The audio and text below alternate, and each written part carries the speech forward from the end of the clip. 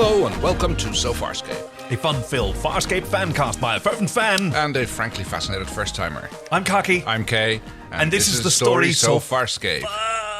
What? Okay, so this is one of those you're 40 when jokes, but I think I bruised a rib while lying down wrong. Oh, you're just really the princess on the P, aren't you? Yep, pretty much like that. And there's a lot of stuff that you do with your body that sort of affects your ribs, and now it's going to be fine. It's going to heal on its own. But in the meantime, hey, let's. It only hurts when you laugh, right? Exactly. So can we just have a nice laugh-free, just straight up, just straight-faced, just Serious, talk about the episode? Nothing funny. No interesting comments that might make with you nicknames. No, I mean, okay. We've had so much fun over these many episodes. I think this one we can just chill out. Well, if anything, I mean, the last few episodes have been kind of, I won't say dour, but dramatic. This one's a little bit more, I mean, there's a lot of drama here as well, lots of family drama. Yeah. But there's also other moments of levity, which we will, for the benefit of skip. you, skip. Yeah, yes. exactly. Sorry, thank you. Yeah. Thank you so much. No, I'm really looking forward to this. So, yes. God, okay. We're talking about Episode 302, Sons and Lovers. Yes, which, hey, last time I made a little boo-boo and I said, oh, did you know that that's an Australian soap opera? It's actually called Sons and Daughters. Right. In which religious zealots with a magnetic personality have our heroes taking a vent walk in which a release of fluids is tabled but not taken up. Thank you, Sarah. When Fluffy gets snooped... Let's try that again, shall we? Yep. When Fluffy gets Snoopy, a cold stranger thaws and a warm friend turns icy. Will our crew weather the storm of an annoying fridge magnet and backlogged fluid levels? What a tangled web. Thank you, Jenna. And the mall of the Uncharted Territories mostly sells chaos. Unfortunately, Dargo finds a new girlfriend and she's a lovely shade of purple. Aaron thinks of the children and buys a very nice gun. Religious fanatics have magnetic personalities and DRD actually stands for Dowsing Rod Drone. Thank you, Horsebird. Very good. Yes. What's the shade of purple? I have no idea. Okay. The gang visits a space station that starts getting hit by space storms. While helping the people, they find the source of the storms. Keep an ear out for Pilot's maniacal laugh. Yes. Oh, dear. Yes, I have notes about that. Good. Yeah. Thank you, Billy Roberts, for that one. So, I did some reading up on this episode because it's kind of cool that after wrapping up the threads left by Daimi Dichotomy in Season of Death, now we get an episode of the week, as you've called it. We get an episode, and even like the David Kemper talked about it. Yeah, this is just one of those early episodes where you're not really that worried, right? Because it's early in the season, you're just looking to entertain people, keep them hooked for later in the season when you start really building the... and like Justin Monjo had just read The Perfect Storm, and so he wanted to do like a Storm episode. So they are on the station, and I'm wondering, have we switched FSFX Studios again? Very good. No, we're still with the same one that did Season 2, Animal Logic, but they've stepped up. Everyone noticed, wow, okay. They've really... Very shiny, very bright, lots of like arcs of light and space going on. This whole space station is so cool. There's a sort of plasma environment. It's made up of these spherical and ring-shaped objects. You see some things that, like, there seems to be like a monorail on the outside swirling around one of them. It's really great. First time it came into view, I actually thought it was a spaceship. Yeah, you'd think, right? But no, it's a station. Camera pans back, and it's huge. That's big. It's very big. Apparently, because Moya is enormous, but Moya kind of is dwarfed by this station. Yep, just nuzzle up against it alongside, I guess, probably some other ships. Yeah, I really loved it. There's so many lights and reflective surfaces. It's really great. But this isn't what the episode opens with. It opens with Rigel having some issues with his television. Yeah, he's a bit of a creep. Work, Frell, you work.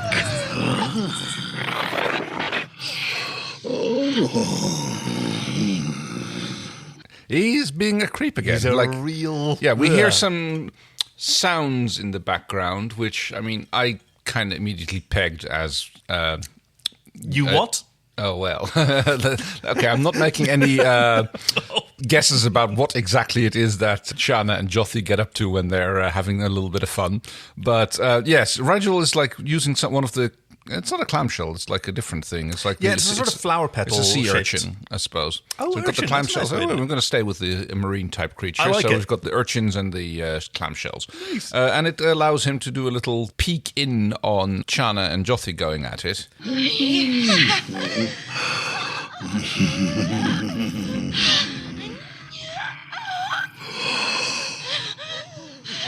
Yeah, they're having a good time, Which and seems to excite him quite a bit. So he's being his little creepy old Hynerian self again. he's even rubbing his own Eyebrows, ear, which yes. is so creepy. Yeah, apparently, like he's come around on biped like Mivonk rubbing, or maybe it's just Chiana. Although he does make some other comments later on in the episode about like being exactly against that sort of thing. Again, Yeah. So, but it's just him being his hypocritical self, I suppose.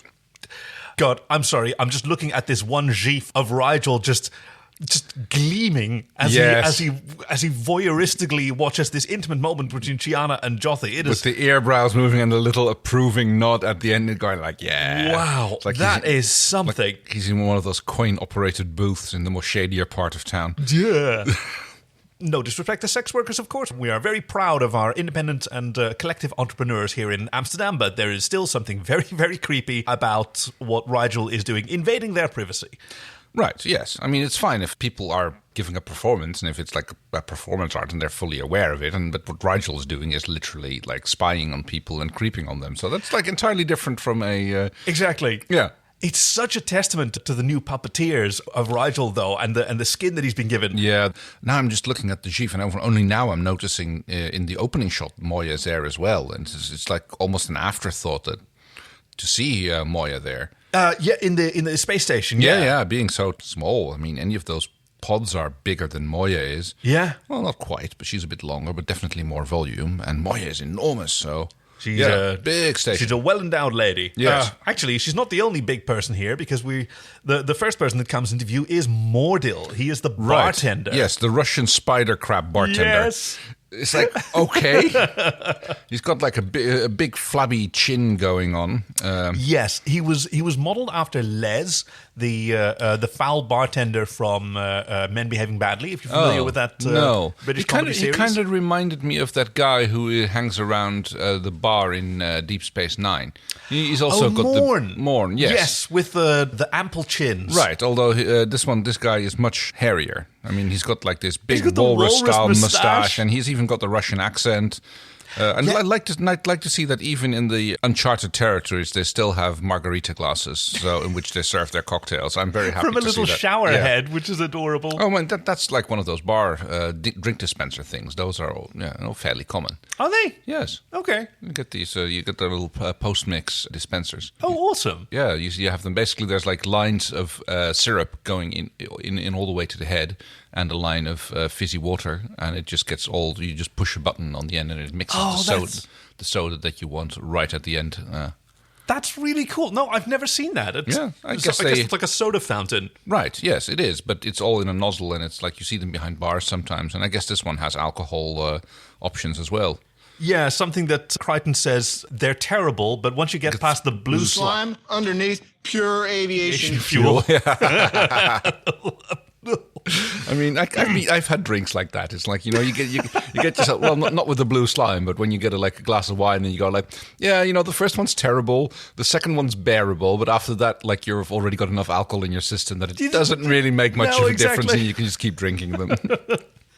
And Mordil, the bartender, is listening to Crichton give essentially 2 seasons worth of exposition real quick. See, to me, it's unbelievable. I can come to the mall, the Uncharted Territories, buy anything I want because I'm rich, and that leather S&M face wacko Scorpio clone, he's locked in here. So, and you think, with all, everything is going to be just fine, but no. My friend, she's sick, so we got to find a place where she can heal, and you have no idea what I'm talking about, do you? No. We're loaded. His Harvey clone is locked up in his brain, like everything's fine, except, well, one of our friends is still dying. And so now we still have to help her, and you don't care at all, do you? And Mordal goes, no. No, I mean, he's a bartender. He's listening, but he's also being forthright. He's a great bartender, by the way. I'm going to hand you the Creatures of Farscape book here, so you can right. see. Yes. So this is another creation by Dave Elsey. Damn, where, yes. Yeah, so they were given the task, okay, make this bartender. And he thought, okay, a giant sort of spider person with 8 legs. Yeah. And so you had like 8 puppeteers in there handing out a lot of these drinks. And on the second day of shooting, he goes over to Justin Monjo and he's like, well, you can't really see it. You can't really see all the cool things he We're does. doing, yeah. Yeah. Because they shot him mostly close, and eventually Justin Monjo goes back to him, well, yeah, Sorry. there's not a lot of room to get around him. You kind of designed a widescreen character, but we're not in a widescreen set, so... That's a gorgeous sculpture of his face, too, by the way. I know, it's even got the sort of frumpy kind of look to it. Expression and the little German pike helmet hat fez thing that he's wearing. That apparently informed his Russian or his Slavic accent. Originally, like on the set, he recorded it very much like Les with the I actually don't know the character very well, so I don't know which British accent he would have been speaking. Ooh. But then in ADR, he was asking, "Can you make him more Russian?" His mother. Thomas Holsgrove, by the way, who played Tokot, Must excrete. and a Scarron, We are both impressed and daunted. and a Sheyang before he was really excited to be able to speak. Probably going to die anyway. I was just about to ask, is that a actor that we know? But Yeah. do we know? Yeah. This is the first time you've seen his eyes, I think. Okay.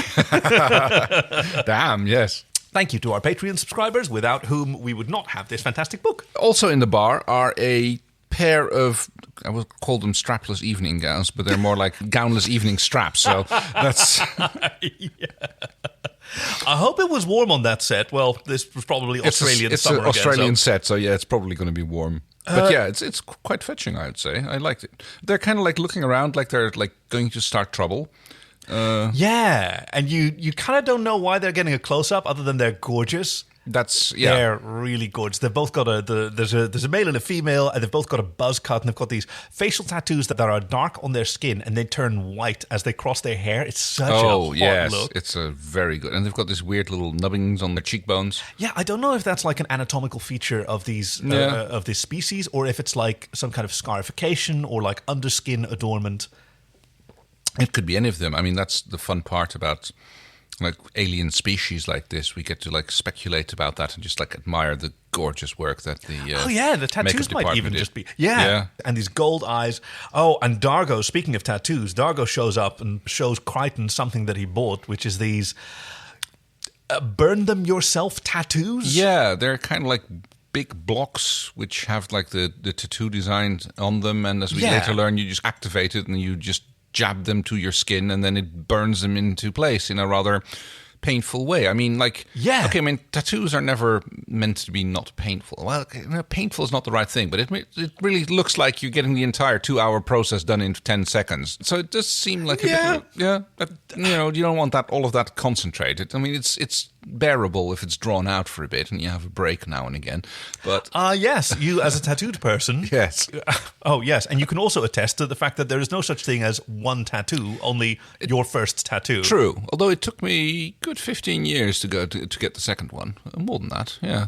And they're both very fetching. Well, thank you. These, I mean, they're huge as well. Like, have you ever made those in like in school where you get like a pad of cork or foam, and then you take a chisel? What's one of those sort of semicircular chisels called? Oh, I know the Dutch word, which is guts. Okay. It's spelled guts, but it's pronounced guts. That's exactly what I'm looking for. It's called a God. There's a word for it in English. I wish we had Babel bugs. That would just solve it. Well, not necessarily. It wouldn't work off a podcast, I don't think. No, I guess not. But yeah, well, you take that and then you sort of carve away around the design that you've left, and then you use that and you slather it in ink, and then you put a stamp. Okay, so it's like a chisel, but a curved chisel. Yeah. And there's a separate word for it, and I can't for the life of me think of it. But yes. Well, good. Now we both have something that's going to bug us for the next of the episode.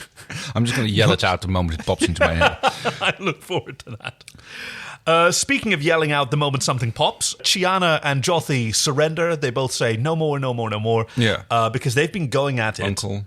No, let's not get the uncle involved. No, God, this is bad enough. They've been going at it in the cold storage bay because apparently they like an audience. Well, Jothee doesn't. No, they talk about like the frozen bodies in the pods that they rescued from the base. Yes, the Enterons that they got from the medical facility. And apparently it's a little bit creepy, according to Jothee, but Chiana explains that it's cold in here and that means that they're going to be safe from Dargo suddenly appearing because he dislikes the cold.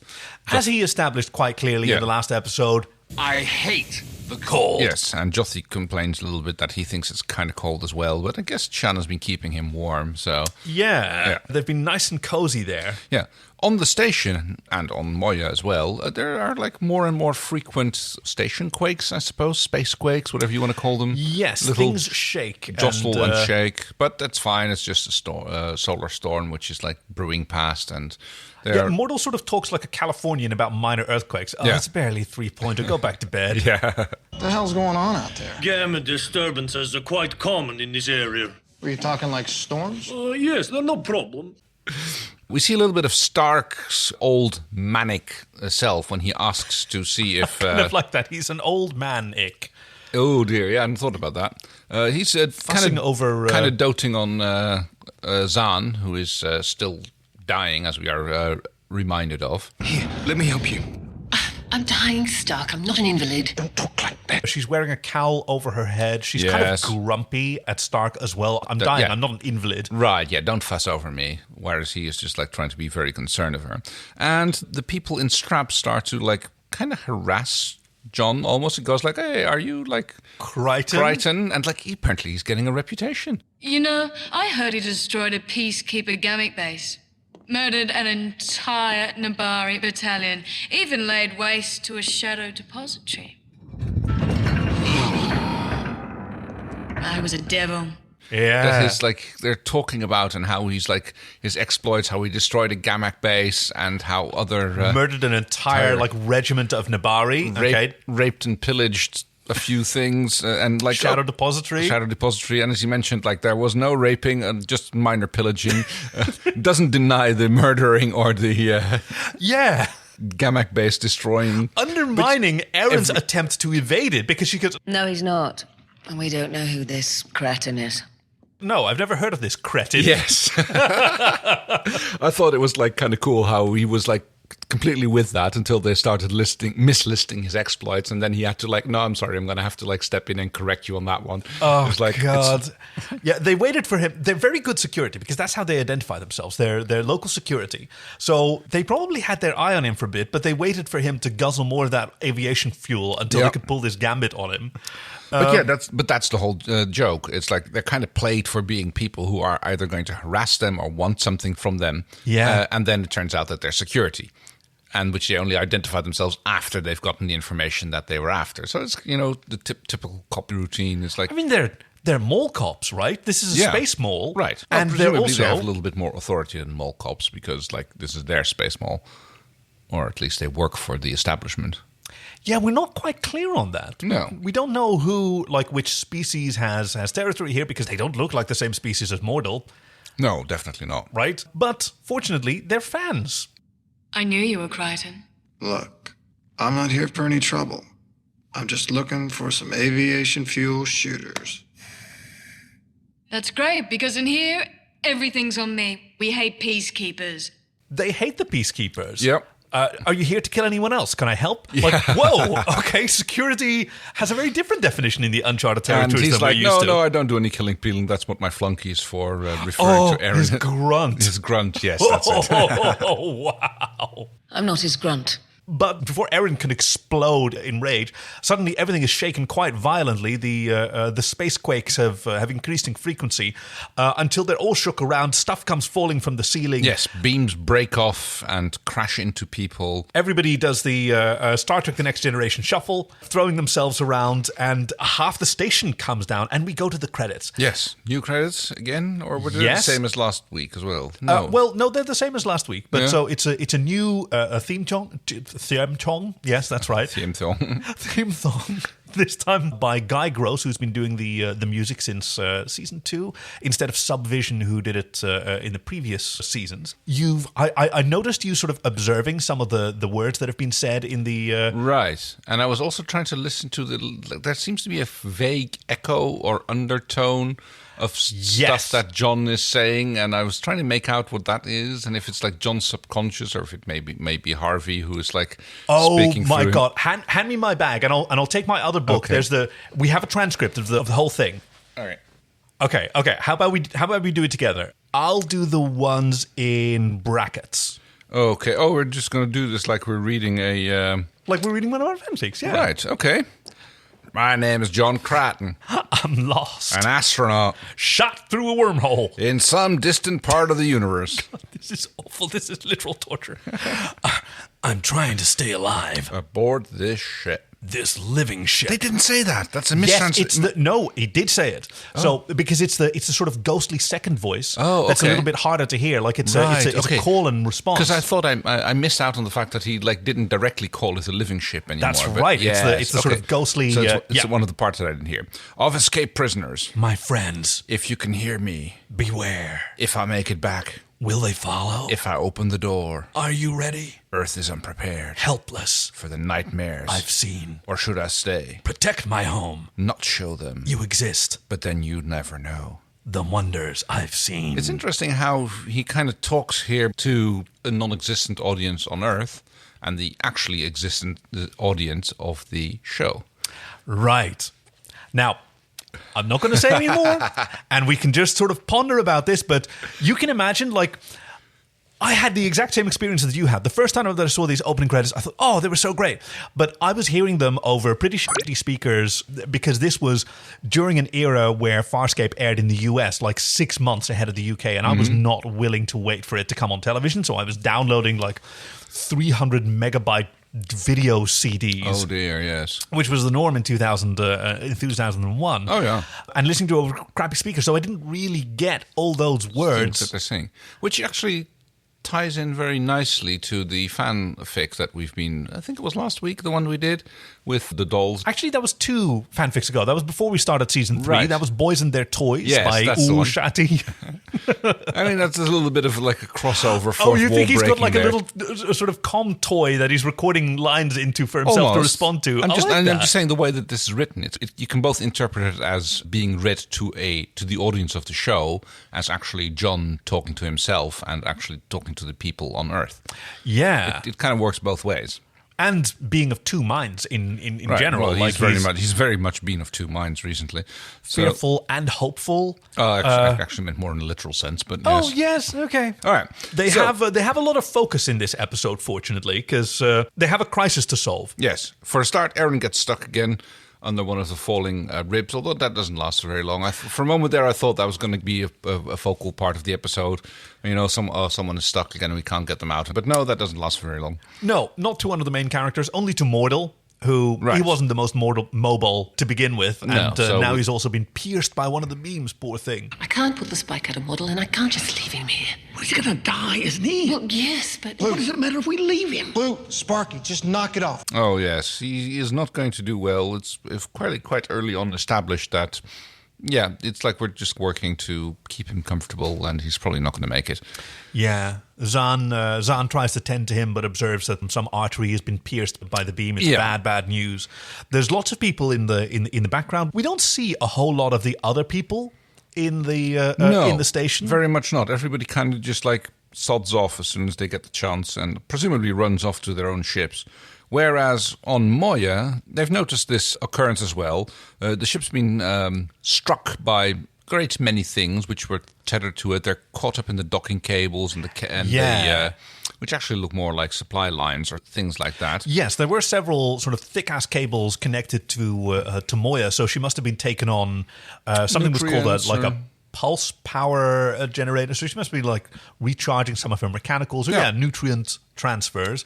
And Pilot gets on Chiana's case to there's been a breach of one of the docks or the holes or the one of the hatches and she needs to to get moving. There's a hatch breach on Tier 7. I'm on it. She runs out on Jothee, who is like does a lot of shirtlessness in the beginning of this episode. Yeah. He's like not just this scene. There's like a little bit later, he still hasn't gotten his shirt on, despite claiming that he was cold. Well, he's only half Luxon. Yeah. The other half is Sebastian. Oh, yeah. They must like it cold. Yeah. On the way out, she runs into Rigel, who is being like. He is a real shit, and I hated this part of the episode. Like, Right. he calls her a slur. What's the matter with you, Raj? I heard you. You heard nothing. Freezer chamber. Young half-breed. Any of this getting you wet? She challenges him to keep his lips shut, and he says, well, you do the same with your legs, like he's being a real garbage person. Despite the fact that he was like obviously He was- into it, and yes. he's doing the like ashamed of his own like interests, I The suppose. Dominar doth protest too much, I yes, think. totally. But he also does inform her that Luxons have very good sense of smell, and that she stinks of sex, and Yes. she can that Dargo will be easily able to smell Jothee on her. Okay, I've got a new headcanon. Rigel is sleazily interested in Chiana. Yes, and I mean that's been kind of obvious from the start. And that's why he wants, like, he probably understands that he doesn't really have a chance with Chiana, but he does want to see her banging Jothee more. That clearly did it for him. So he would like for her not to be discovered by Dargo. Oh, that makes sense. Because then otherwise, how is he going to get his free Skinemax subscription? Yes. I mean, I guess they don't get a lot of RTL Plus late night scrambled TV signal on Moya. They certainly are scrambled. Like, you get another shot of this smashed up space station with Moya tangled in the web of cables. It looks so good. It's absolutely gorgeous. Very much like crowded space, though, because like there's lots of nebulas in the back. There's kind of like a little bit of sun thing. I've noticed that a lot in modern video games as well. Lens flare. Well, lots of lens flare as well, but also very crowded with stuff. There's always things around to kind of hide the fact that space is really empty. Yes. I mean, generally, space is very big and most of it's nothing. Yes. But in this case, like, there's that nebula. Well, it also counts as it's a binary star system, hence suns Yes. in the title. Right? Oh, That's about okay. as much as we that get makes out sense. of it. Yeah. The twin sons of Quell. Which is considered sacred to some. It's called the sacred stillness Yes. for some religious order. We get informed about that a little bit because Yeah. the security chief, I suppose, or at least security member, Borlik, she's called. I'm going to write that down because we're going to be mentioning that name more in the. Let me just quickly verify that in the visual companion. Ooh. See, yeah, I've got resource for everything. Borlik, and she was played by Some Australian soap actress. Liana Walsman. Hey, you don't know. No, but it's a fair gamble. It is a very fair gamble. I've got to say, they've made a lot of soap operas. It Yes, was exactly. a fantastic time. Actually, that's one of the reasons. Like, at the end of this episode, bit of a spoiler for those who haven't seen it yet. We encourage people to watch the episode and then listen to the podcast, I suppose. Yes, exactly. So at the end, we see Jothee announcing his intention to leave without saying goodbye, and that was a function of they cast someone who was too good and very popular, like Matt Newton. Right. They kind of wanted to keep him around, but I mean, you've seen him shirtless, and aside from that, like, he's also a very capable young actor, and his career was taking off in Australia, and I guess he just wasn't available. It's either, give me a season contract or don't keep me stringing along. I'll make him a permanent member, or put a ring on it. put him on a bus, as I believe is the official term. What? Yes, it's basically when a character gets put on a bus. Like it means like put on a bus to wherever, and then the character disappears, and they're not dead or anything, but they can always return. The actor is unavailable, or they want to pursue other things for a while. Yeah, it happens a lot. You see that in the one of the most notable examples in the first season of Weeds. The older son has a relationship with a local girl who is deaf, I believe, and then at the end of the season, she just gets sent off to boarding school because the mother doesn't approve, and we never see her again.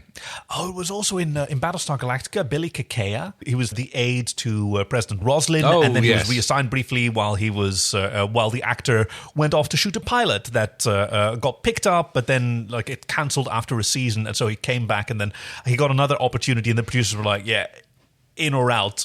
oh, actually, that's kind of appropriate. Like, that was one of the first things that his girlfriend on the show said to him. In or out? Ooh, yes. The door, in or out? That's like, what's her name again? Duala, yes. Oh. D. And then he said, okay, well, the next time that you want to leave, I mean, we love you, but next time you want to leave, You're out for good. we're going to have to kill you. Yeah. Okay, and it was really great. It was a fantastic episode. Like, yeah, we watched, actually, that was one of the shows that we watched together before we started our little podcasting adventure for Farscape. That's right. It kind of led into this whole podcast, wasn't it? That we spent some significant amount of time rewatching the entirety of Battlestar Galactica. Yeah. The reimagined series.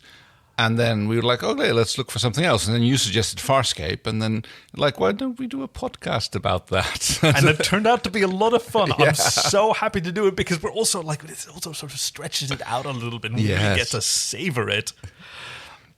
And we get to, like, talk about it and people actually listen to us. Amazingly. It's funny. Amazingly. Yeah, it's like even when one of us is sort of grunting and the rest of the time we're just both sort of marveling over handsome shirtless actors who, oh yeah, I mean, he still hasn't put on his shirt by the time that the Intiron, the frozen sort of corpsicle, yes, has woken up. Yes, he turns out that, like, as Chiana's running off, he notices that the pod has been opened and the guy moved. What the hell's he waking up for? I thought he was dead. No. They were quick frozen or something before they died. Stay with them. I don't understand. No. Can we just close it again? No, that's not going to be good for him. And they kind of like leave him out there. And this is like an interesting thing because, like, okay, so the guy comes out of the pod, he talks to him a little bit, tells them that, like, he was, like, doing something with his friends and blah, blah, blah, blah. Yes, they were looking for Dimordin's tomb in the sort of Bergen Nebula. Right. And then they got sick. Him and Stannis got sick and they were found by Jewel. Like, it's all really quick. Yeah. When you were in there, before you woke up, you hear anything? I sensed some movement, kind of a thumping sound. It didn't last long. Are you okay? Now I'm supposed to look after you, so don't do anything crazy. Oh, Frell! And he throws up all over Jothee and then dies. Yeah. And that's kind of like the last thing we see about him. It's not really mentioned again. It's like a little bit later on why, like, he's still got his shirt off and it's like, yeah, he threw up on me, or what's that smell? But yeah, I thought they would be making more about these people in these tubes. It's something Right. that kind of happened in this episode, and either they're trying to get rid of them or this is They going to even come just back. leave Yeah. the body there for the entire episode. Yeah, he's just like, oh, yeah, he kind of came out of his pod and we forgot about him. And then, well, actually, it's convenient because then they have an empty pod later on. Maybe that's what they just needed, an empty pod. Huh. Yeah. It's like, oh, we can just waste one of them. We can do the rest of the story with the other one. We'd like throw out a few crumbs about the story which happened. I wonder what that must have been like for that actor. Yeah. Like, maybe it was an actor who'd seen, like, the end of season 2. Oh, they've brought those characters, those aliens on board. I get to play one of them? Wow, I'm probably going to be a new recurring character. I'm going to practice an accent. I'm gonna, and go, oh, this costume is really, it's really weird. It's kind of a really weird costume. You've got sort of leather shorts and lots of sort of ribbing. And a kind of like a hijab or whatever they call the headscarf. Oh, yeah, the neck piece. Right. Yeah. But it goes over his head as well, doesn't it? Or is that just his hair? I can't quite make it out. Oh, no, that's just his hair. You're right. Sorry, yes, my bad. the hair is really interesting. Like, sort of the way that some humans have, like, a widow's peak. They seem to have, like, multiple widow's peaks from which the... I'm presuming that's a stylistic choice and not a biological... Well, let's see. Maybe we'll get to see some more. But yeah, he just straight up dies and exits the plot. Chiana, in the meanwhile, manages to close up the hatch, but after she does and the rapid condensation of the air stops, she can actually see a childlike person We've got another problem. through a hatch on the other side, banging On the glass on for the help. other side and informs the people in the bar, which Hey, is... there's someone out there, yeah. Yeah, that's John Aaron Mordell Stark, who is sort of milling about, not doing a whole lot, and of course Zahn. Yeah, Mordell knows that these are, like, apparently some kids who got dropped off in daycare and who are now, like, in, like... While their parents are shopping. Yeah, that makes so much sense. It does. Why the bartender would know that? Yeah, maybe he's in charge of the station. I don't know. It seems like a little bit big to be, like, run by the barkeeper, but who knows? Maybe it's like Deep Space Nine, where you have, like, the promenade is one of the rings, but it's not the main one. Yeah, okay, that makes sense. There was a nursery there for when the parents were shopping. How do I get down there? You can't.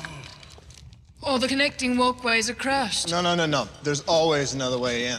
If those filtration vents have integrity, they link to waste conduits in the lower pod. There's a little bit of pointing at like a big duct which is there, and they go like, oh, well, fortunately, if you happen to go through that duct over there and then down to the left and upstairs 2 levels and then jump down and go across the corridor, you will be at the place where the daycare center is. Over here? Yes, that's it. And he's like, this guy knows his like station layout. Yeah, especially of like, what the fuck is that tube? It's just some sort of air conditioning duct, I suppose. That's large enough for a humanoid biped to stand up in. Yeah. And later connects to what like is like implied to and be the sewer. Connects to the sewer. Yeah. That's the part that I'm most curious about. And he also knows how the sewers run, despite the fact that has he ever left? Like, does he get about? He's so huge. Yeah. So we get a scene where John and Aaron are making their way through the ducts.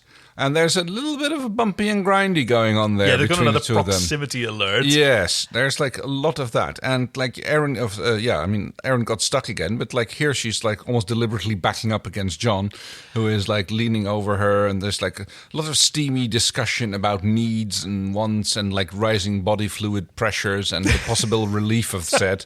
Yes. You know, I've been thinking about us.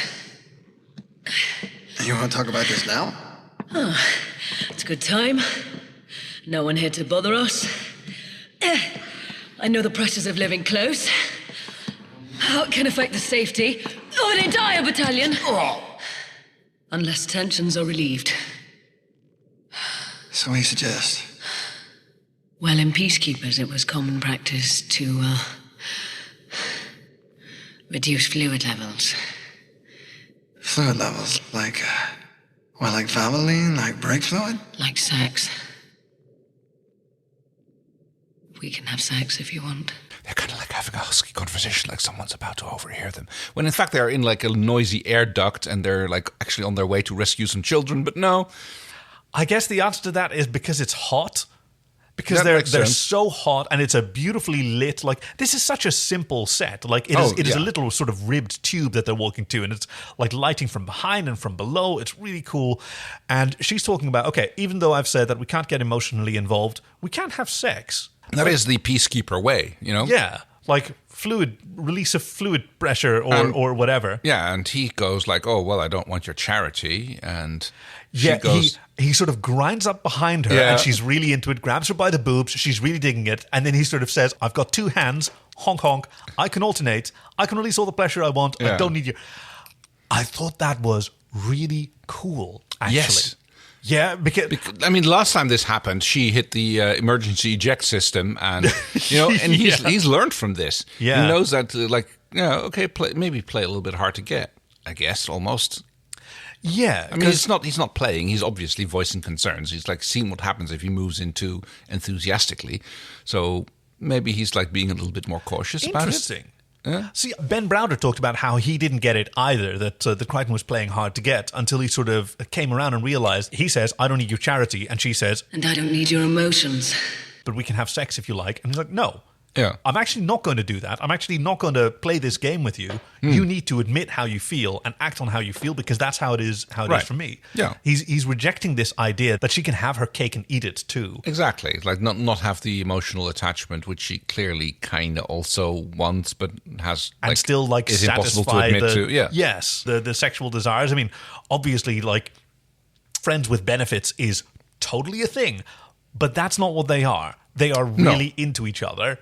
There's 2 things about this, and I'm going to invoke Mintaka 3 here. Hell yeah. It's like typical for Aaron to bring up this discussion while they're working, while they're in the corridor, like when they're like on their way to like rescue some kids, and goes like, oh yeah, by the way, we can have sex, and like I'm grinding my butt up against you to prove that point. Yeah, and she says it so reasonably. Well, we're away from everyone else and we're on our own. Exactly. And then at the end of the episode, she's back to her like, oh no, like we're not having any of this. So I've got a pet theory here that like Aaron just like gets horny during stressful work situations when there's tension, and like when there's like.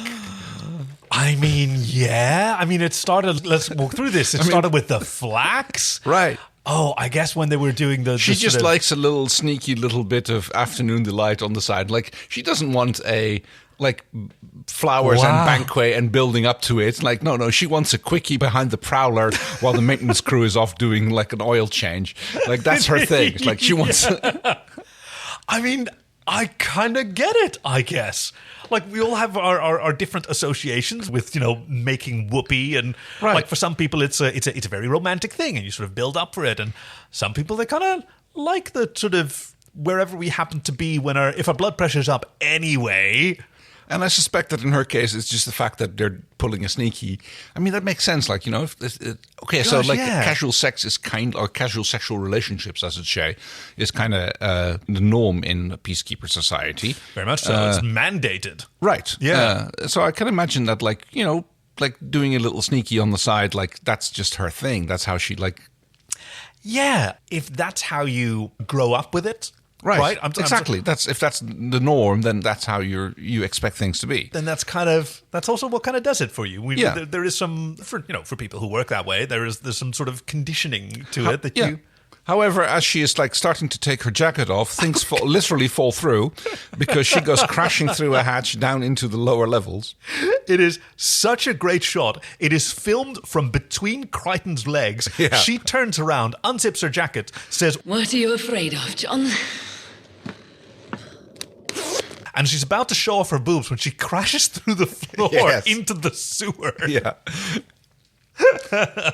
Bit of discussion back and forth, but no, she's immediately back on mission. Like, oh, we actually found the sewer that he was talking about, and now I'm going to move ahead. She's like immediately back on track. Yes. It's like no more of the horniness. John's the one who say, "Aaron, you stay there until we help you." And it's like, no, she's like a cat who has made a plan. Not having any of it. Actually, she's very much like a cat. She had a particular plan, then she dropped down. It's sort of like my late cat that I had in my teenage years, Safi. She was really wonderful, and she'd be walking across the room with extreme determination. And you'd sort of pick her up, turn her 45 degrees, and set her down again, and she would continue walking with the same determination at whatever was, new plan. Yeah. Everybody's gathered together back in the bar. You've got Rigel and John, Stark, and Zahn trying to formulate a plan. Rigel advocates for, hey, let's all get onto Moya and haul out of here. Let's bail. Yeah, let's GTFO. There's just some children. Crichton calls him the world's greatest humanitarian. And they try to sort of make a plan for how to get out of this. Pilot informs them that, like, no can do. He's been trying to back Moya out of the station, but she's tangled up and someone will have to, like, undo the cabling. So that plan of Rigel to, like, just, like, make a run for it gets shot down because of that. Oh, yes. And they pull a ship aboard. Yes. Which also we never see again in the rest of the episode. There's another ship close by. It seems intact. Try to bring it in using the docking web. I'll try, Dargo. When he was shuttling around Moya to inspect her damage, he also saw this craft floating around, asked Pilot to bring it aboard. It's still got its defense screen active, which is kind of cool. Like, you touch it and it ripples. See this rippling effect, and it's like entirely surrounding the thing. And yeah, that's kind of all we get about it, because his focus is now mostly on Chiana. And Jothee, who's been like, what does that smell? And he goes like, I bathed. I did. Twice. Yeah. I did. God, he's been but no, there's something else there. And like, oh, it must be the perfume oil I was wearing that Chiana gave me, like, out of someone's stash. Zahn. She always steals from Zahn. Yes. It's my bathroom oil. What? I didn't take it. I found it in your chamber, dear. Yeah, well, maybe it just... Okay, so I took it. Arrest Look, me. Chiana, when we agreed to let you stay on Moya... And, like... Dargo tries to tease him about it. No, it smells nice. Yeah. And Jothee isn't having any of it. Well, Jothee's extremely paranoid about getting, like, discovered that he'd been getting it on with Chiana, so he just, like, overreacts and stalks off, and Dargo's like, oh, it's really teasing. Like, Dargo is still clueless at this point. Starts trying to, like, make advances on Chiana, who goes into super defensive mode. This was an interesting rhythm. Yeah. Because he approaches her saying that he's been a real ass and he wants to apologize. And she says she's not ready to talk. Yeah. And he tries to press her. Something I'd like to talk to you about it. Look, Dargo, I'm not ready to talk now, okay? What do you want me to do? Beg? I said No, I'm sorry. I don't want you to beg. I'm not ready to talk. Just because you're ready to talk, it doesn't mean that I am. Yeah, and she seemed genuinely worried, afraid at this point. It's like, really strong character expression. Yeah. She was just like, panic mode on Chiana. And then Dargo is sort of disappointed and takes a step back. And she takes a step forward and like caresses his cheek. Like anytime that he's too affectionate, she pushes him away. Yeah. And anytime he's hurt by her, she tries to like console him. Like which is kind of like, mixed signals. I mean, this is kind of what she's up to. She's trying to reject him because he loves her more than she wants to be loved, right? More of that commitment. Or at least he has plans that she doesn't want to be a part of. Yeah. Oh, yes. And she knows that he won't go take no for an answer, even as we hear later on. Yeah. Well, no, it was earlier in the exchange with John when he showed off the tattoos. These are union tattoos, and he says, "Well, hey, bud, but what if she says no?" Oh, she's not going to say no to me, right? Yeah. It doesn't even occur to him. Yeah. So, like, she's in this. I mean, they're both in this really complicated situation, and she nopes out of this by saying she has more hatches to check. Mm-hmm. And this is when Dargo kind of feels what's been going on. Yeah, he starts to realize, because like what John was saying earlier on, he might have a point. It's like, finally all clicks. Yeah. He goes like, oh, wait, this is what John was talking about. Yeah. Oh. We get to see a little bit of the old Stark, who goes almost petulant child when he asks to see how Zahn's doing. Yes, he asks her to remove the cowl from her head, and she won't do it. Don't worry about me, Stark. It's all right. Let me look at your head. No, just stop. I said, let me look at it. Let me look at it now. Like, yes, he freaks out at her. Like, show me. Yeah, he just but he's like yells. But he yells in almost exactly the same way as he does to my side, your side. Right? Yeah. When to Scorpius when he's like in the cell. Yeah. It's just like this kind of like manic little. Tantrum that he throws. Yeah, but it seems like they sort of forgot about. This is uncharitable, but like it was such a cool thing that he only pretended to be crazy, right? And then that has kind of gone out the window. That he kind of like shows a little bit. I mean, it makes sense that like when he just like over exaggerates aspects of his personality or character. Oh, now I remember. Now I'm remembering. It was a British series about prisoners in a. It was a Second World War series. Prisoners in a Nazi camp, I think it was. Oh, what am I remembering now? Cold something. And it was one of these episodes was about someone who pretended to be crazy as a means of like escaping from this prison or being like transferred, and pretended so much that he actually became like that there was no way back. Colditz. That's what I'm thinking of. Okay. I mean, I guess on the other hand, you have got like a Klinger in MASH. Who's kind of like doing the same thing. Oh, is that what I'm thinking of? I don't know. Was it sort of Catch-22 kind of... No, he's the one who's like the cross-dressing sergeant who's... all right. He tries to get himself out on a mental discharge, so he's constantly wearing dresses on duty and stuff like that. But, MASH was a comedy show, so, a guy in a dress is like apparently the hilarity of comics, especially in British comedy for some reason. Well, something about the British military, the guy in a dress seems to be the funniest thing in the world.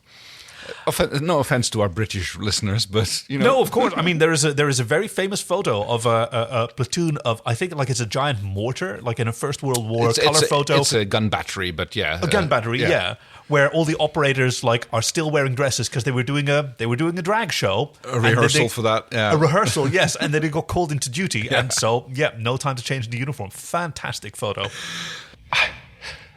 The sores are worse. Weakening is progressing.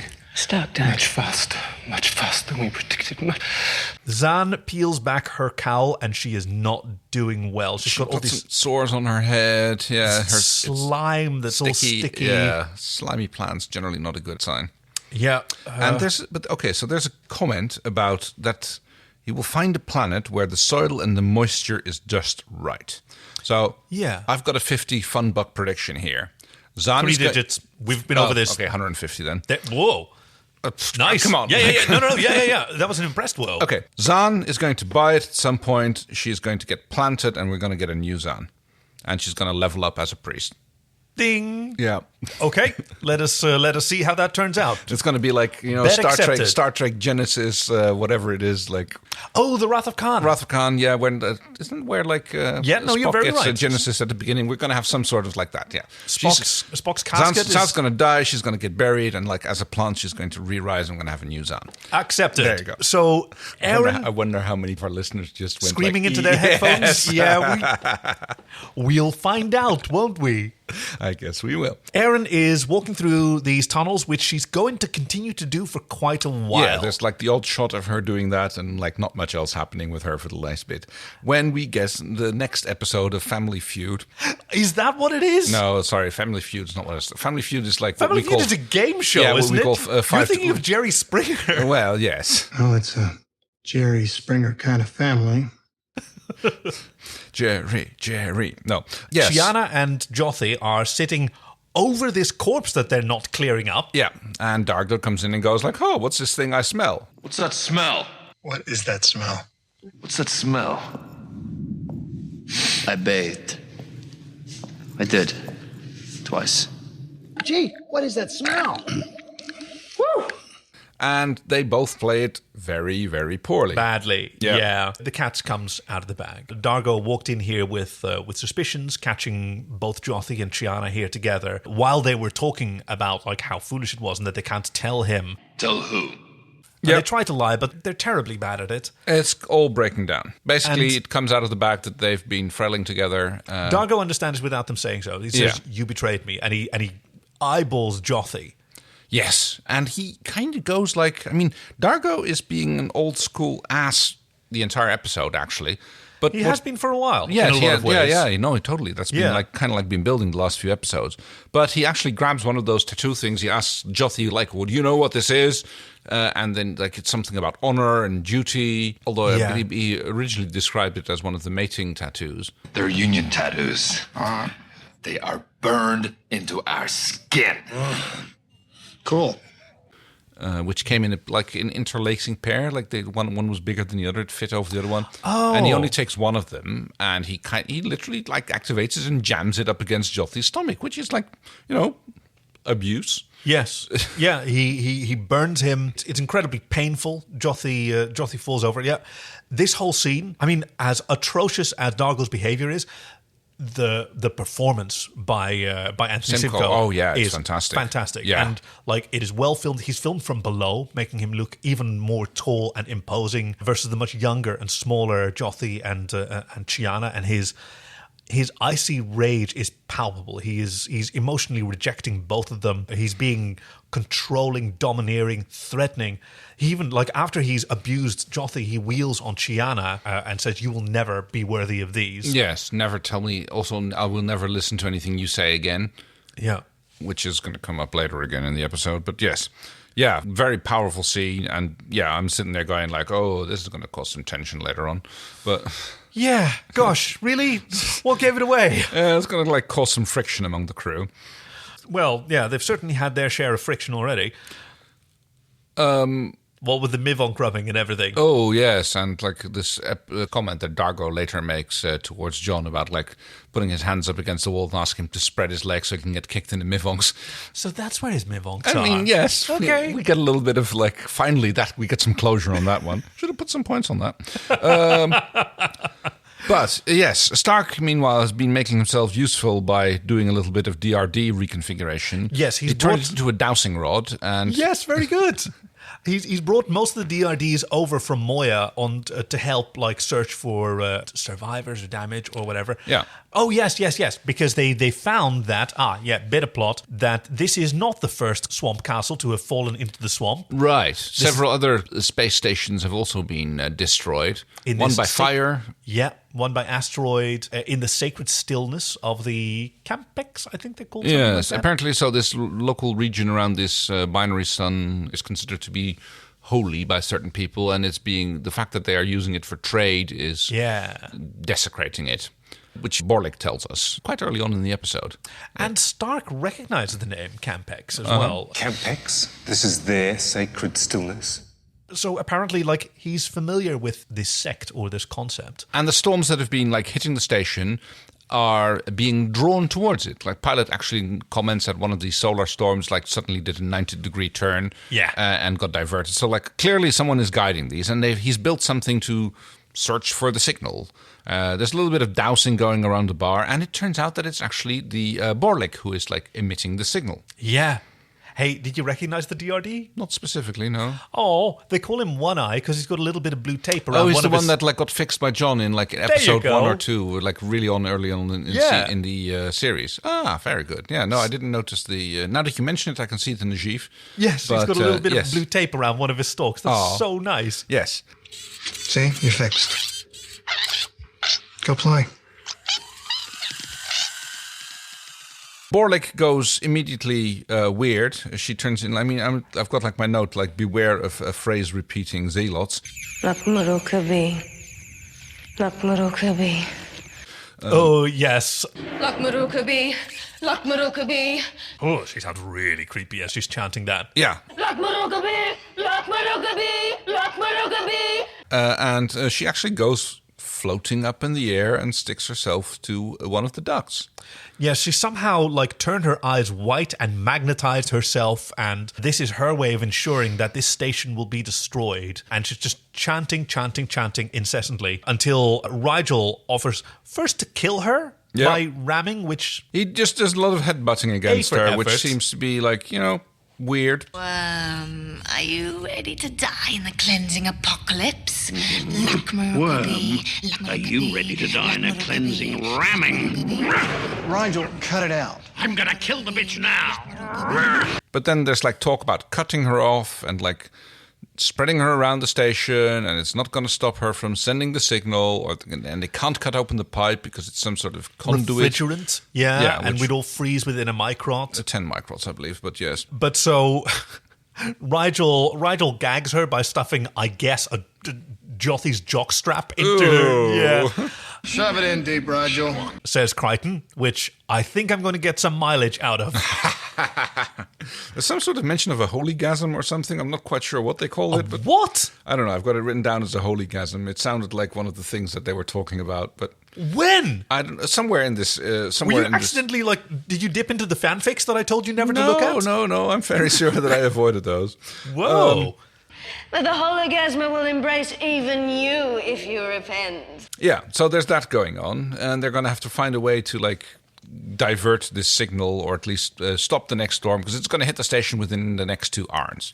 And their plan is to use her magnetic attraction to drag her from the station onto something that they can transport. Now, is there any of this hydro steel on Moya? Turns out, the recently vacated life freezer pod that they have. Convenient, isn't it? Yeah, so lovely.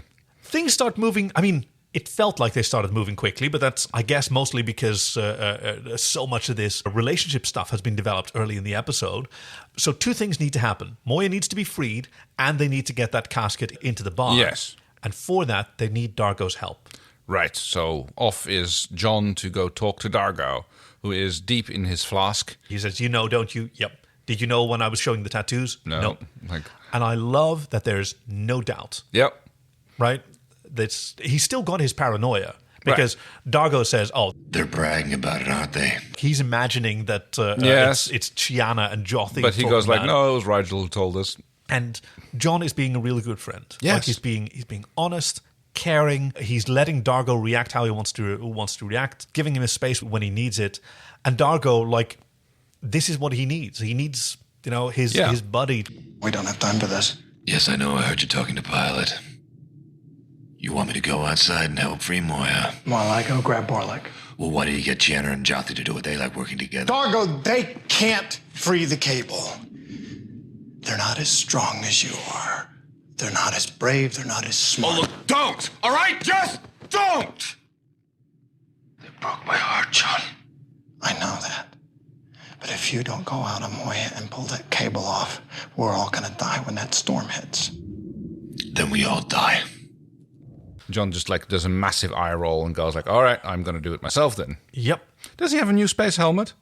He does not, alas. Okay. No, we've seen him... I kind of thought it was a new one. Oh, well... It's a bit later on, but... Hang on, okay. So first they get the casket over to the bar, and meanwhile, Dargo decides to go on a spacewalk, which... Anyway, yeah. Pilot thinks is a little bit weird. Yeah, but I mean, we know that he's like not quite as susceptible to vacuum as everybody else is, but apparently just the mask works fine. It's like it doesn't really work that way, like, pressure differentials and... So Luxons apparently can handle vacuum for up to 15 minutes just fine, and then after that he's got what he calls a breathing regulator to help him with the rest, and apparently this is fine for him. Like if you have a mask over your face, then you have to have it pretty tight to be able to contain one pressure difference of atmosphere. That's going to be super uncomfortable. Maybe he has a very different way of oxygenating his blood, or there are other... We can also still talk, which requires air. We have air in here. That's true. Yeah, no, just saying. Okay, yeah, let me think. Transmission of sound waves that's right, and all that stuff. But yeah, he goes out like kind of pissed. Onto Moya's exterior as an actual set. We actually get a close-up of Moya's exterior with them walking and crawling around it. It looks like a lot of styrofoam, which has been painted over. Just pretend. Come on. It's only a model. No, it's a really great model. It is. It looks great. He actually tethers himself with that, which I thought was a good thing. For someone who's going out with a suicidal attitude, he tethered himself. Whereas John, who doesn't, I noticed that. I knew you were going to notice that. It's all sort of veiny and pitted. On those few shots from horizon level, we see gas and we see debris flying around. His hair's being whipped around. It's all filmed in slow motion to suggest the lower gravity because Pilot has created an inertial field which will allow him to move around on the skin but won't stop him from flying away. So I guess it's sort of like a low gravity.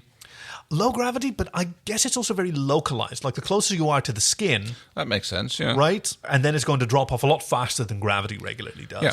They managed to get Borlick unstuck from the duct and into the chamber. She's so petulant about it. Yeah, she's she's so like, oh no. Foiled. Oh no. While Dargo pulls a few of the cables loose. His path is blocked by two what look like electrical cables that need to be neutralized before it's safe to proceed. And apparently neutralized just means holding one in either hand and jamming them together.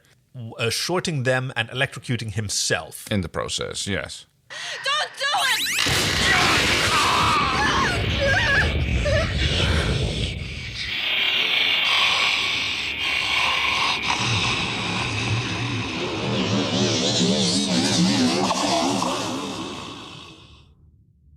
Most peculiar procedure, but it works.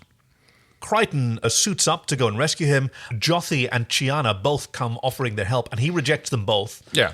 To Jothee says, I'm half Lux and I can survive out there. You don't know that, and I don't need to be rescuing two people. Yes, very good point. Right? Yeah. That is so, First rule of first aid, never make the situation worse. Yes. Yeah. And Chiana as well, we need help elsewhere. I'm going to take care of this. He pops on his helmet. Doesn't really seem to have a seal. No. I guess he just trusts it a lot. Maybe it's from the rugby style helmet of Farscape modules that we're still dealing with. I wonder if they just operate with extreme overpressure. Yeah, just like if you pump enough air through it, it'll be fine. Right? Yeah. Such a great effect. All these fragments of station flying around as he's making his way in slow motion, crawling. He's really showing off his backside in these. Oh, yes. Your butt must be made out of reinforced cranberry. Those are... Which is a lucky shot because, normally his flight suit would, inflate and go all puffy and you wouldn't see any of that. So I guess it's glad that the inertial field is keeping enough atmosphere around there to make sure that the material doesn't pull away from his firm... The Browder butt. Ooh. They're like two hunks of jamon iberico in a sort of black leather tarp. It's grand. Unfortunately, Mordil dies on us. Just as Aaron reaches the nursery, which needs an access code. Yes. I guess that's a good safety feature. I guess that makes sense. Yeah. Not can't get at the kids without the security code. Yeah. I sort of like to imagine that it's one of those shopping malls where there's a chute that mom and dad can throw their kids down and they just get sort of plastic wrapped in, and they get a little receipt. Turns out there's at least 4 kids down there who kind of look like the Von Clamp? The Von Clamps? No. Are you talking about the Sound of Music? Yes, that's the one. The Von Trapp children? That's the one. Oh my God, yes. Oh, one of them seems to have a cue on the wow, it seems to be a very sticky uppy cue on the top of her head. I don't know what it is. Yeah, it's kind of like a Teletubby poker out of the top of her hair. Oh my God, these are some creepy children. It is, isn't it? Wow. Okay, I mean, we're very lucky that Erin had, when she went shopping, she went for some essentials, as she say. Yes. Would that be floss, lip liner? Weapons. I traded a pulse pistol for some original Tarek deployers. Cool. Although, which is interesting because, like, apparently, like one Peacekeeper gun like trades in for multiple other guns. She said, like, she handed in one of the Peacekeeper weapons. Yes, for a few original deployers. Tarek deployers. Which are apparently like their single-use, like explosive firing weapons. Which, what makes you think they're single-use? I don't know. Why else would you get multiple like grenade launchers for one pulse pistol? Fair point. It looks a little bit elaborate to be a single-use weapon, but yeah, who knows? I mean, it opens the door quite handily. You'd yes. think that would be useful. It's one of the. You made the comment that, fortunately, it's one of those shoot-open locks, not one of the shoot-close locks.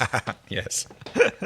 Ensue lots of kids running through corridors with Erin while John manages to get Dargo back in. Oh, actually, it turns out that John gets, like, pulling one of the cables free. John learns why you tether yourself when you're working on the outside of a spaceship. Yeah, man. And he gets, like, pulled off and starts floating away. He manages to grab on. It happens again, but this time he gets rescued by Dargo, who has, like, come to again. Helps him, like, free Moya from the last of the tethers so they can climb back aboard, but Dargo doesn't want to. He wants to sit and mope, and Crichton is a really good wingman.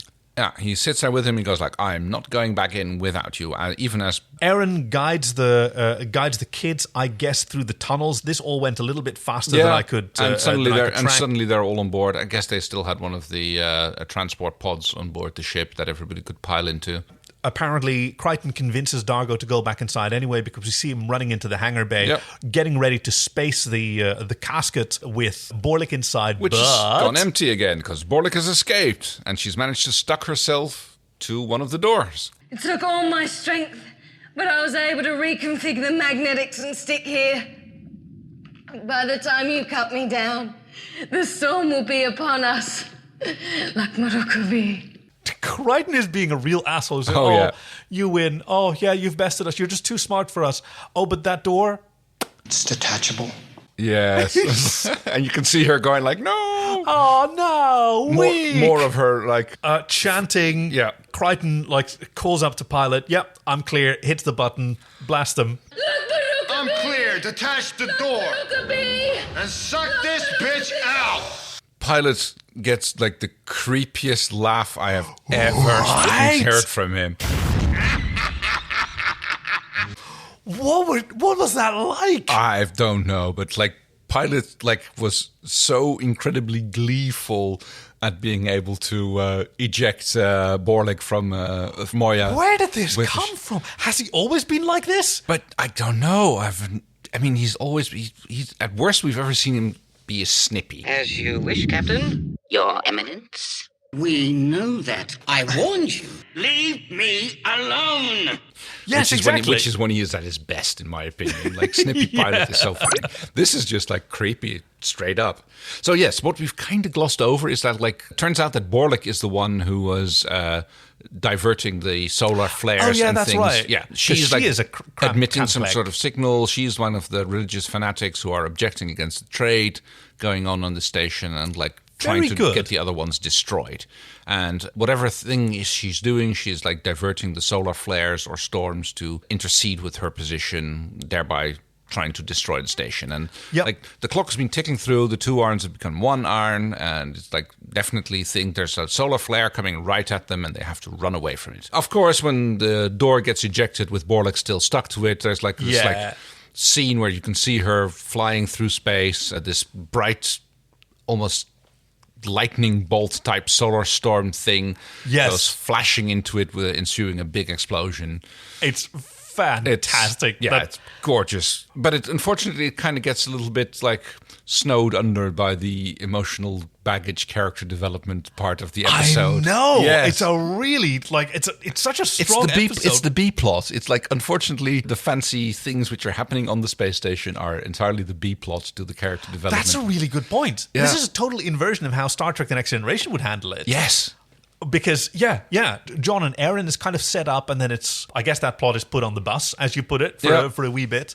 And a lot of it is we start off with Chiana and Jothee, and then it becomes focused on Dargo and John and Dargo. Like, this is a really well constructed episode where no wonder the sort of cool special effects plot it kind of drops to the background. And with the immediate stress of the destruction being in the past, John comes back to Erin, and this is where we get the scene where he goes oh, well, about that fluid relief, pressure relief that you were talking about. He's maybe changed his mind, and so has she. She's again completely blanking, which leads to my theory that she's only horny under stress. Yeah. Yeah. Now, fortunately for us, this is Farscape, so... Right? Yeah, no. But yeah, that goes nowhere fast. Dargo, in the meantime, is using Rigel's little Snoopy spy video cam to listen in on Chiana and Jothee. Rigel must have given him that. That's very well possible. How else would he have found out about it? I mean, he was busy with everything else. I'm not sure where he is, where this is taking place. Well, he's looking it looks on like he's in. It looks like he's in the mess hall.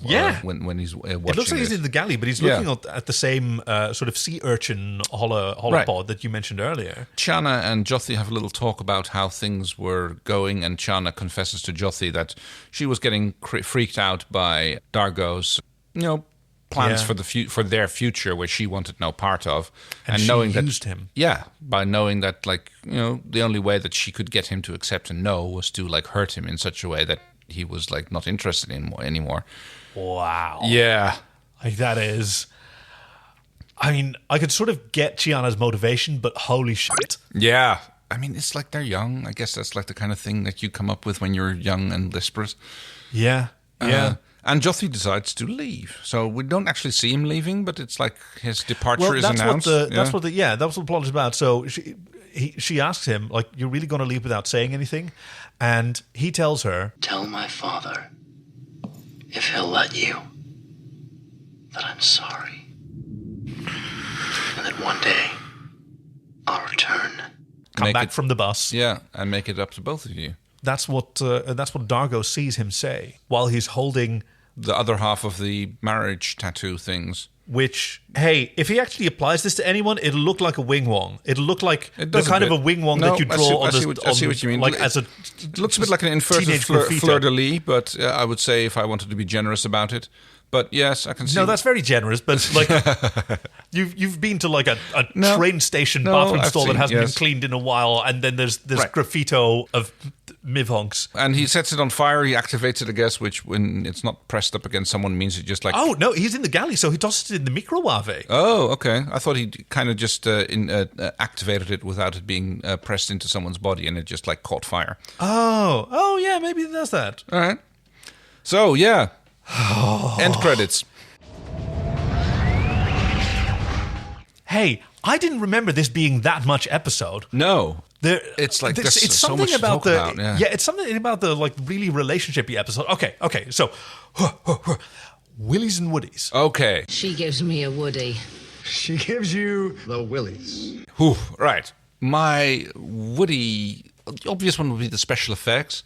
So I think it's going to be to John being a little bit back more of his former self. That he's John is being John again. He's not being harassed by Harvey. That's right. He is back to his role of he's the wisecracking kid. Yes, but also the keeping the crew together keeping the crew on track thing. Oh my God, yes. He hasn't been able to do that in a while. Yeah, he's been having to pull along, and now he's he's support for Dargo when he needs it. He is he is running things doing things that need to be done. Yeah, just being efficient and a scientist in a way. Well, not particularly scientifical, but taking charge of things and doing things. Willie. Pilot's cackle laughter is that was that creeped me out. It's oh my God. I bet that we're the only ones who heard this. Are we seeing a side of Pilot who's we have not seen before? It's he seems always so like this? Gleeful about just being able to eject her and getting to having her zapped by the solar storm. It's just is he like this whenever an evil biped dies? I don't know. It's does he sort of mute all of his channels and just cackle and cackle? And I got another one, and then go, pause his space Sudoku and talk to the other pilots. Ha ha ha! One less biped to corrupt this universe. Ooh, maybe they have this pilot bingo where they get in he gets to cross off a square of space. I was doing so well. Okay, so now I want to see the malevolent pilot's bingo sheet. Space bingo.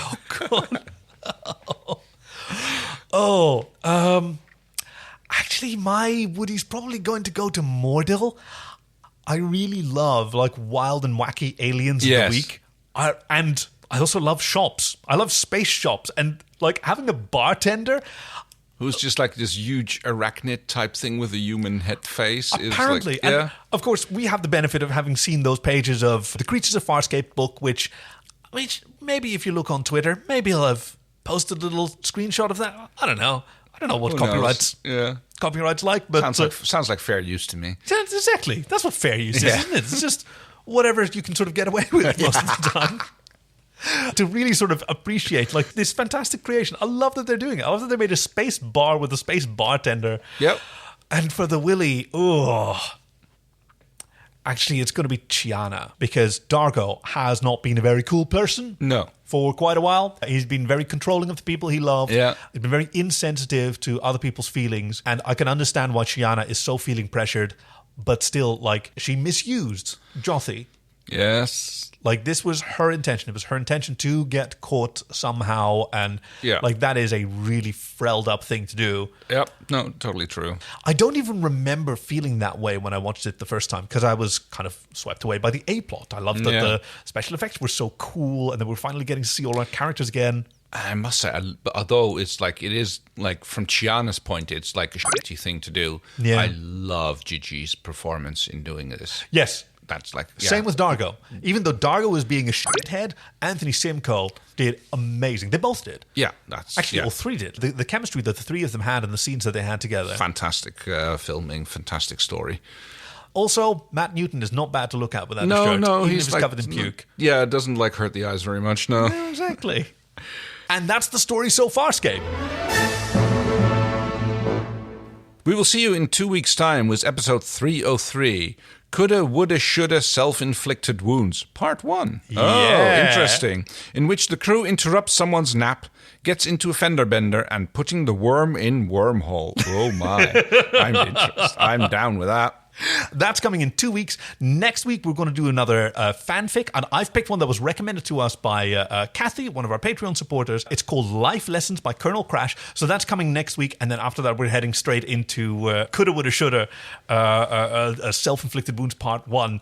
Really excited about that. You can submit synopses for upcoming episodes, which we really, really need for season 3 at sofarscape.com/submit. You can help us keep the lights on here at So Farscape Studios by joining the Patreon at sofarscape.com/support. And I've added a new handy dandy form that if you have a favorite fan fiction that you really enjoyed that you'd like us to read, now do make sure that it's safe for K, right? No spoilers beyond the episode that we've seen most recently. Somewhere around the 2,000 to 6,000 word mark thereabouts, and we particularly enjoy comedies.